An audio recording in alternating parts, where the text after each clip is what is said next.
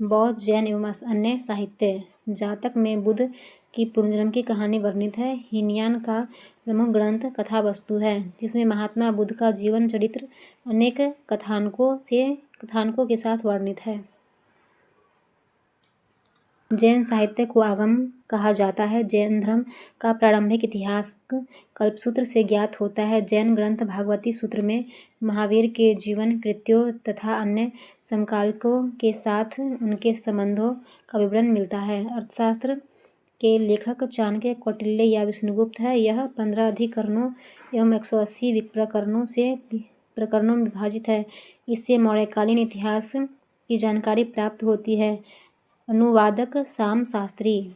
संस्कृत साहित्य में ऐतिहासिक घटनाओं को क्रमबद्ध लिखने का सर्वप्रथम प्रयास कल्हण के द्वारा किया गया। कल्हण द्वारा रचित पुत्स्य रजतरंगिणी राजाओं की नदी है। इस ग्रंथ में 8 सर्ग है, जिन्हें तरंगों की संज्ञा दी गई है। इसमें प्रारंभ से लेकर 12वीं सदी तक के कश्मीर के शासकों का वर्णन है। अरबों की संधि विजय का वृत्तांत रचनामा लेखक अली अहमद में सुरक्षित है। अष्टाध्यायी संस्कृत भाषा व्याकरण की प्रथम पुस्तक के लेखक पाणिनि है। इससे मौर्य के पहले का इतिहास तथा मौर्य युगीन राजनीतिक अवस्था की जानकारी प्राप्त होती है। नोट: अष्टाध्यायी में पहली बार लिपि शब्द का प्रयोग हुआ है। कात्यायन की गार्गी संहिता एक ज्योतिष ग्रंथ है, फिर भी इसमें भारत पर होने वाले यवन आक्रमण का उल्लेख मिलता है। पतंजलि पुष्यमित्र शुंग के पुरोहित थे। इनके महाभाष्य से शुंगों के इतिहास का पता चलता है। विदेशी यात्रियों से मिलने वाली प्रमुख जानकारी। यूनानी रोमन लेखक टैसियस, यह ईरान का राजवैद्य था। भारत के संबंध में इसका विवरण आश्चर्यजनक कहानियों से परिपूर्ण होने के कारण अविश्वसनीय है। हेरोडोटस, इसे इतिहास का पिता कहा जाता है। इसने अपनी पुस्तक हिस्टोरिका में 5वीं शताब्दी ईसा पूर्व के भारत, फारस, ईरान के संबंध का वर्णन किया है, परंतु इसका विवरण भी अनुश्रुतियों एवं अफवाहों पर आधारित है। सिकंदर के साथ आने वाले लेखकों के निरियाकस, आनेसिक्राटस तथा अरिस्टोबुलस के विवरण अधिक प्रामाणिक एवं विश्वसनीय है। मेगास्थनीज, यह सेल्यूकस निकेटर का राजदूत था, जो चंद्रगुप्त मौर्य के राज दरबार में आया था। इसने अपनी पुस्तक इंडिका में मौर्य युगीन समाज एवं संस्कृति के विषय में लिखा है। डायमेकस, यह सीरियन नरेश आंतियोकस का राजदूत था, जो बिंदुसार के राज दरबार में आया था। इसका विवरण भी मौर्य युग से संबंधित है। डायनोनियस, यह मिस्र नरेश टॉलमी फिलेडेल्फस का राजदूत था, जो अशोक के राज दरबार में आया था। टॉलमी, इसने 2री शताब्दी में भारत का भूगोल नामक पुस्तक लिखी। प्लिनी, इसने प्रथम शताब्दी में नेचुरल हिस्ट्री नामक पुस्तक लिखी।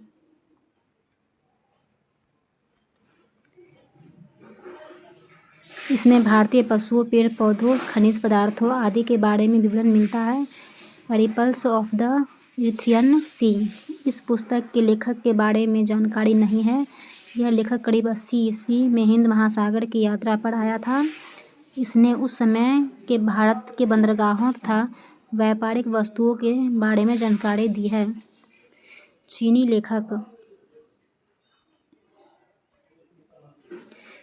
लेखक फाहियान शाओगुन हेनसोंग।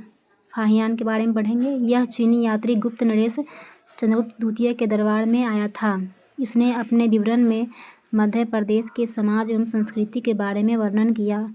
इसने मध्य प्रदेश की जनता को सुखी एवं समृद्ध बताया। यह 14 वर्षों तक भारत में रहा। शाओगुन, यह 518 ईस्वी में भारत आया।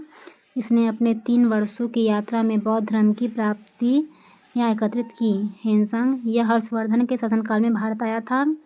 हेनसोंग 629 ईस्वी चीन से भारतवर्ष के लिए प्रस्थान किया और लगभग 1 वर्ष की यात्रा के बाद सर्वप्रथम वह भारतीय राज्य कपिसा पहुंचा। भारत में 15 वर्षों तक ठहरा।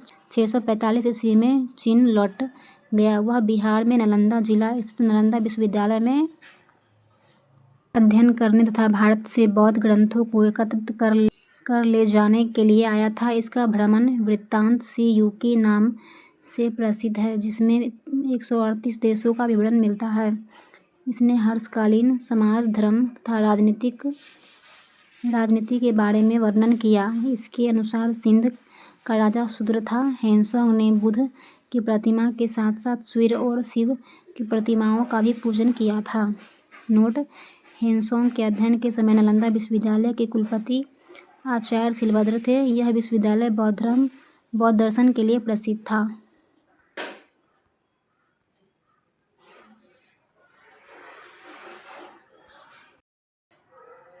इत्सिंग यह 7वीं शताब्दी के अंत में भारत आया। इसने अपने विवरण में नालंदा विश्वविद्यालय, विक्रमशिला विश्वविद्यालय तथा अपने समय के भारत का वर्णन किया। अरबी लेखक अल-बरूनी यह महमूद गजनवी के साथ भारत आया था। अल-बरूनी ख्वारिज़्म या खीव आधुनिक तुर्कमेनिस्तान का रहने वाला था। अरबी में लिखी गई उसकी कृति किताब उल हिंद या तहकीक-ए-हिंद, भारत की खोज, आज भी इतिहासकारों के लिए एक महत्वपूर्ण स्रोत है। यह एक विस्तृत ग्रंथ है जो धर्म और दर्शन, त्योहारों, खगोल विज्ञान, कीमिया, रीति-रिवाजों तथा प्रथाओं, सामाजिक जीवन, भारतोल तथा माप विधियों, मूर्तिकला, कानून, मापतंत्र, विज्ञान आदि विषयों के आधार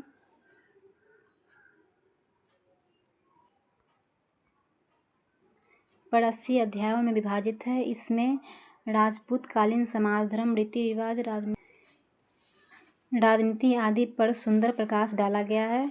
इब्न बतूता इसके द्वारा अरबी भाषा में लिखा गया उसका यात्रा वृत्तांत, जिसे रेहला कहा जाता है, 14वीं शताब्दी में भारतीय उपमहाद्वीप के सामाजिक तथा सांस्कृतिक जीवन के विषय में बहुत ही प्रचुर तथा सबसे रोचक जानकारियाँ देता है।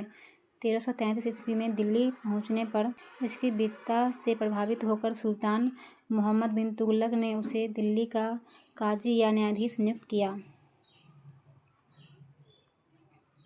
अन्य लेखक तारानाथ यह एक तिब्बती लेखक था। इसने कंग्यूर तथा तंग्यूर नामक ग्रंथ की रचना की।